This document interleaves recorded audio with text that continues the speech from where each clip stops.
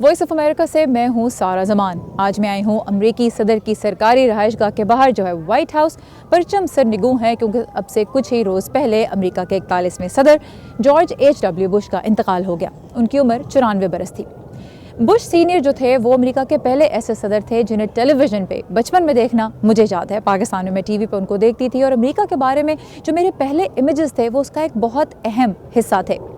اور اس ہفتے وہ امریکہ کے ایسے پہلے صدر میرے لیے بن گئے جن کی آخری رسومات کی ادائیگی کو میں نے قریب سے دیکھا، کیونکہ واشنگٹن ڈی سی میں ہی وہ رسومات ادا کی گئیں اور میں یہیں پہ رہتی ہوں، یہیں کام کرتی ہوں۔ اب پاکستان کی جارج بش سے متعلق جو یادیں ہیں ان میں کچھ کڑواہٹ بھی ہے، کچھ تلخی بھی ہے، اور اس کی وجہ ایک تو یہ ہے کہ بش سینئر کے دور میں ہی پاکستان پہ اس کے نیوکلیئر پروگرام کی پاداش میں فریسلر امینڈمنٹ لاگو ہو گئی، جس کی وجہ سے پاکستان پہ بڑی سخت معاشی پابندیاں عائد ہو گئیں۔ دوسری چیز یہ کہ افغان جہاد کے دوران بھی جو امریکہ کی پالیسی تھی اس میں صدر بش کا بہت اہم ہاتھ تھا۔ اس وقت وہ 81 سے 89 تک تو وائس پریزیڈنٹ تھے۔ اس کے بعد جب سر جنگ ختم ہوتی ہے امریکہ اور روس کی افغانستان میں پراکسی وار کے ساتھ ہی، تو اس زمانے میں جارج بش جو تھے وہ امریکہ کے صدر بن چکے تھے۔ تو جس وقت افغانستان سے روسی فوج کا انخلا ہوا ہے، امریکہ نے بھی اپنے جو کمٹمنٹ کہہ لیں اس ریجن کے ساتھ، جو اپنی موجودگی تھی جو اس ریجن کے ساتھ، اس کو بدلنے میں دیر نہیں لگائی۔ امریکہ بھی اس خطے سے فوراً ہی نکل گیا۔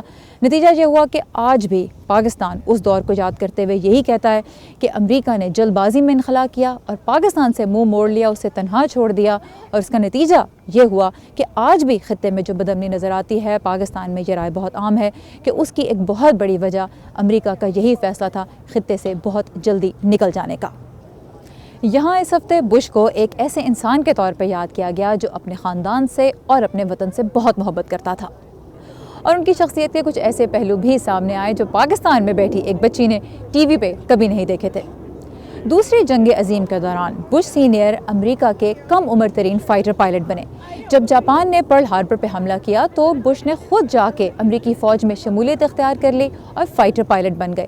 بحر الکاہل کے اوپر سے انہوں نے 58 مشنز فلائی کیے۔ پھر ایک مشن کے دوران دشمن نے ان کا جہاز مار گرایا۔ وہ معجزاتی طور پہ بچ گئے، لیکن اپنی زندگی میں وہ اکثر یہ سوچا کرتے تھے کہ وہ کیسے اتنے خوش قسمت ثابت ہوئے جب اور بہت سے نوجوان فوجی کبھی واپس گھر نہیں لوٹ سکے۔ انہیں خط لکھنا بہت پسند تھا، شوخ رنگ کے موزے بہت پسند تھے، لیکن ایک چیز جو ان کو بالکل پسند نہیں تھی اور انہوں نے صدر بننے کے بعد اپنی زندگی سے اور اپنے سرکاری جہاز ایئر فورس 1 سے بالکل بین کر دی، وہ تھی بروکلی، جو کہ ایک پھول گوبھی جیسی سبزی ہوتی ہے۔ لیکن یہ بھی ایک طرح سے ایک سکینڈل بن گیا، ایک طرح کا بروکلی گیٹ۔ اور ہوا یہ اس کے بعد کہ امریکی کسانوں کی ایک تنظیم نے صدر کی اس ناپسندیدگی پہ احتجاج کرتے ہوئے 10,000 پاؤنڈ بروکلی یعنی تقریباً 4.5 ٹن بروکلی ایک ٹرک میں بھر کے وہ تنظیم یہاں لے کر آئی، انہوں نے وائٹ ہاؤس کو تحفے کے طور پہ دی۔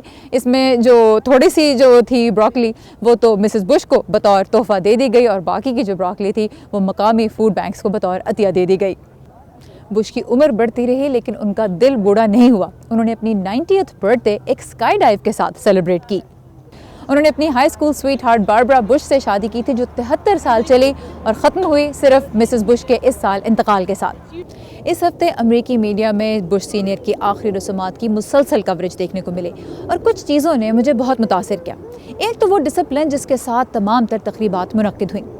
2 دن تک تقریباً عام امریکی جو تھے وہ کیپٹل کی عمارت کے اندر داخل ہوتے رہے صدر بش کو آخری کہہ لیجیے خراج عقیدت پیش کرنے کے لیے، اور اس دوران نہ تو رپورٹرز کی کوئی دھکم پہل ہمیں نظر آئی اور نہ ہی کوئی عجیب قسم کی سیلفی سامنے آئی۔ انفیکٹ کیمراز منع تھے اور کوئی سیلفیز کسی نے لینے کی کوشش نہیں کی۔ دوسرا متاثر کن پہلو تھا امریکیوں کا روایات کے ساتھ لگاؤ۔ بش سینئر کے اسٹیٹ فیونرل کے موقع پہ امریکہ کے تمام جو سابق صدور ہیں، جو حیات ہیں، وہ چرچ میں ایک ہی بینچ پہ اکٹھے بیٹھے ہوئے نظر آئے، سیاسی اختلافات سے بالا تر۔ اب اس موقع پہ صدر ٹرمپ کا جو اپنے پریڈیسیسرز کے ساتھ انٹریکشن تھا یا لیک آف انٹریکشن تھا، اس کو تو میڈیا میں بہت کوریج ملی، لیکن اس موقع پہ روایات سے پیچھے کوئی نہیں ہٹا اور نہ ہی کسی نے آگے بڑھ کے پوائنٹ سکورنگ کی یا لائم لائٹ کو چھیننے کی کوئی کوشش کی۔ تو جس طرح میں نے شروع میں کہا، بش سینئر میرے لیے امریکہ کے پہلے امیجز میں سے ایک تھے، اور اس ہفتے جس طرح انہیں خیر بات کہا گیا وہ بھی ایک ایسا امیج ہے جو برسوں میرے ذہن میں رہے گا۔